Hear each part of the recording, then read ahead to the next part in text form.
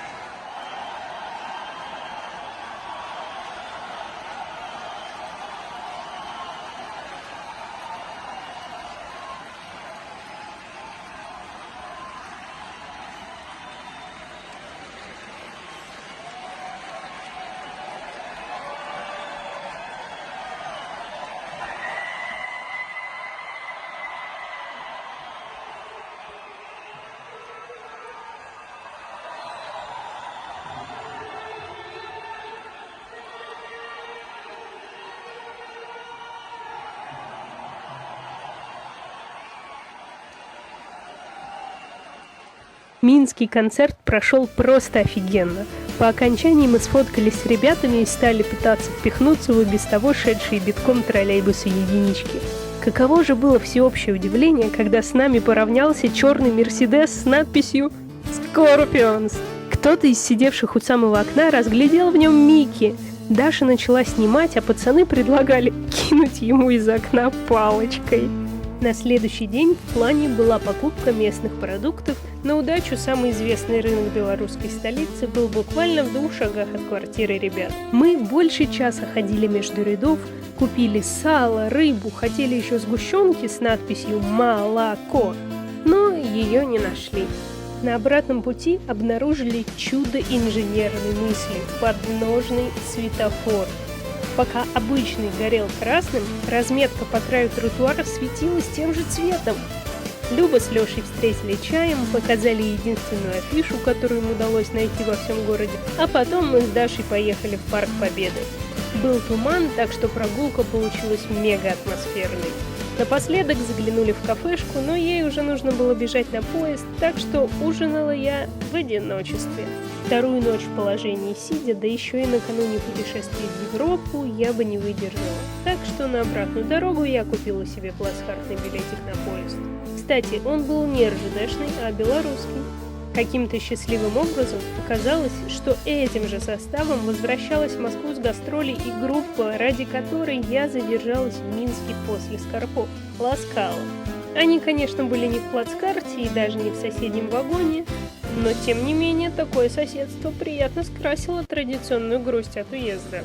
Ну что, привет, Москва, в очередной раз. Всего на денечек здесь, а завтра Братислава. Последний концерт Скорпов в этом году. Иду сейчас догонять Ласкалу, они где-то там впереди. Но учитывая, что у них куча инструментов, я думаю, что я успею.